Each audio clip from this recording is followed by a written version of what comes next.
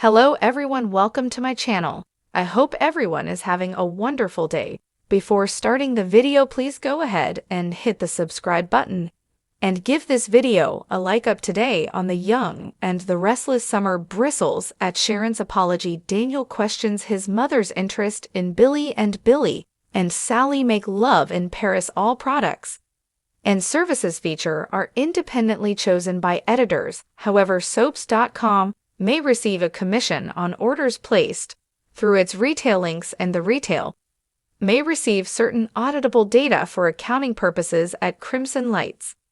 Nick walks in and witnesses a tense moment between Summer and Sharon, who has just been telling his daughter how sorry she is about framing Daniel. Summer gets that things happen, her medication was tampered with, and she's relieved that she's okay. Faith went insane over it all. She also understands her dad giving Sharon the benefit of the doubt, but she did lie and tried to frame Daniel for murder. She hid bloody towels in his apartment and pretended to be Heather when she texted him because of Sharon.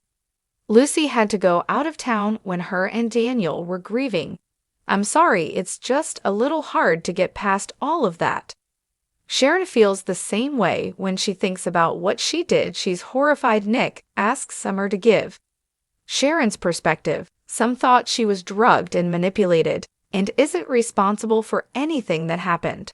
Summer sees that her father is determined to let her off the hook completely. She's not there yet and asks him not to push her. Sharon says Summer's entitled to of her feelings. She apologizes again. Summer repeats that she'll need some time. Sharon walks off, and Nick follows at society. Daniel tells Phyllis he's willing to give Billy's business a shot. She cheers and vows he won't regret this. Phyllis asks what made him say yes. He realized he had nothing to lose, and as she pointed out, not a lot of options. Phyllis tells him they're the dream team and Billy has faith in him. Daniel really wants this to work out. Phyllis thinks they should tell Billy and pulls out her phone. Daniel reminds her that he's in Paris with Sally and this can wait until it gets back. Phyllis argues he won't mind a phone call. He needs to know that Daniel's in. Daniel continues to protest. He's accepting zero responsibility for what happens if she calls in Paris. Billy and Sally enter Ashley's Paris apartment and gush over that Billy's glad his sister is out of town and it's just the two of them. He tells Sally to take this as an expression of his appreciation for her invitation. She appreciates him accepting.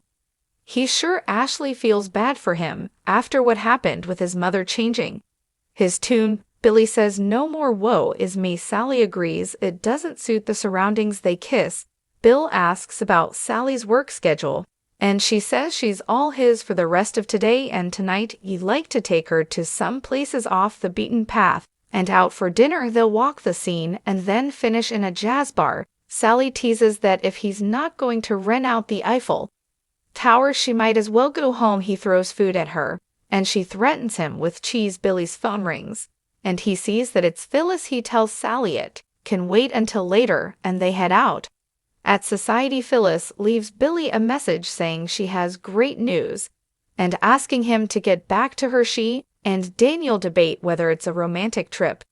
Daniel insists that it is and asks his mother to let them have a few days to enjoy themselves. Phyllis reacts weirdly, so he asks what's going on at Crimson Lights. Claire walks in and spots Summer. She notices her cousin is in a good mood. Summer says she was looking at photos of Harrison's diorama. Claire says Kyle sent her a picture last night, and she called Harrison. Summer knows she was there. Claire says Harrison has an artistic eye and maybe gets it from her. She notes the three of them seemed to have a good time last night. Summer says Harrison really enjoyed having them together. She's sorry again that it ruined her dinner plans. She must have been a little disappointed on the patio. Sharon tells Nick it's going to be hard to get Daniel's family to forgive her. Nick says Summer is protective of Daniel and her mother.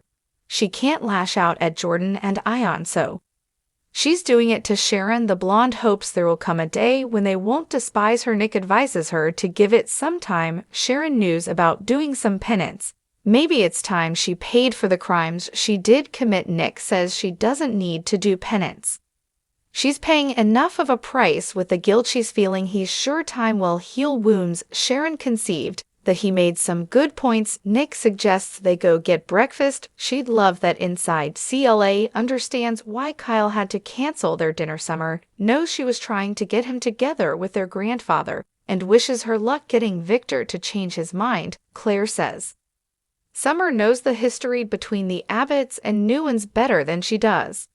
But it seems extreme to her. Are Victor's feelings justified? Nick interrupts to tell Summer he's going to society with Sharon. He tells Summer he loves her and takes off. Claire repeats her question to Summer, who says Kyle was bound to get caught in the middle of Victor and Jack's feud, but her grandfather never told her to stay away from him. Grandpa was actually really supportive when Kyle and I were together. She's sorry it hasn't been the same for her. It's just business and timing. Claire wants to figure things out between Kyle and Grandpa. Summer warns her not to push too hard. Kyle's sure Victor will never accept them. It will be an uphill battle. Claire says it's worth it to her to try. Summer tells her to go for it. Maybe she and Kyle will be able to change Victor's mind. There's a first time for everything at society. Phyllis tells Daniel she doesn't like Sally at all. They're not even slightly friends. Daniel grins. I heard you threw a bucket of ice on her. He suggests she avoid her. Phyllis complains that every time she sees Billy, she's on him like the fungus. She's concerned she'll whisper negatives to Billy about her job performance. She recalls that she manipulated Summer into moving to Milan. Daniel points out she's moved past that and hired her at Marchetti. Phyllis isn't over it and worries Sally's taking pot shots at her right now. Daniel says they're probably not even thinking about her. Why is she so concerned about what Billy thinks about her? He won't change his opinion of her because Sally doesn't like her. Phyllis complains that they wouldn't even be together if Chelsea and Adam hadn't cheated on them. It's a bad idea. Billy deserves better. Daniel frowns. Meaning what exactly? Daniel asks if his mother thinks she's a better option for Billy than Sally. Phyllis says that's ridiculous. Daniel says neither of them should be working with Billy if she wants to date him. Phyllis exclaims that the idea is ridiculous. They're just friends, and she's trying to make sure he's distraction-free. Sally's a distraction at best. At worst, she's pure destruction. In Paris, Billy and Sally come into the apartment laughing. After getting caught in the rain, they towel off, and she asks if he wants to hunker down and stay in. He supposes they can do the jazz bar another night. They ruminate about finding something to do indoors and kiss and canoodle. Billy takes Sally into the bedroom, and she slips off her dress straps as he undoes his shirt. Kissing passionately, they keep undressing and fall onto the bed to make love. In society, Phyllis tells Daniel no more talking about Billy and Sally. She asks what he'd like to do at AVOC Communications. He'd like to honor Heather memory. She loved dogs and karaoke, though she had a horrible voice.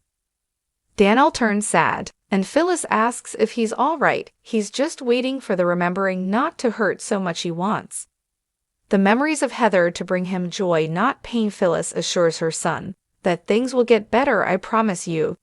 There's hope. They're teaming up, and nothing will stop them. Just then Nick and Sharon walk in. Nick greets Daniel and Phyllis, as does Sharon. They don't answer. The blonde suggests Nick check Sharon's pancakes for PCP. Sharon complains to Nick about people hating her. It reminds her of everything she did. It's the least I deserve, Nick thinks. It's part of that penance. She's talking about seeing Daniel and his family and feeling guilty is a punishment. Sharon isn't sure it's enough. More scene set for Adam and Victor's downfall by spoiler. At their table, Daniel complains about Filler's remark. She said she could have done worse and is reining herself in. At his request, Daniel feels they should get the check. Phyllis agrees. Across the room, Nick tells Sharon they added mimosas to the menu and reminds her of the time he made them for her, but used beer. Sharon laughs. It was disgusting. Nick is happy to hear her laugh. Sharon hasn't been able to for a long time. She suggests they get some mimosas. He teases we could probably won't be as good as mine though. At Crimson Lights, Summer thanks Claire again for putting her plans on hold last night It meant a lot for them to spend time together as a family, she suggests. Claire not worried too much about things between her and Kyle. Things will work out exactly how they're supposed to in bed in Paris. Sally tells Billy this is the first time she's ever made love in Paris. He says me too, or at least it felt like the first time. They agree it was magical after the rainstorm and kiss. He thinks the rain has stopped and asks if they should go out on the town. Sally is perfectly content right there in his arms. They kiss outside society. Phyllis tries unsuccessfully to reach Billy again as she watches Sharon and Nick toasting their mimosas through the window. Finally, she walks off. Next on the Young and the Restless, Devin and Lily give Nate a warning about Damien. Phyllis sets boundaries and Holden reconnects with an old acquaintance.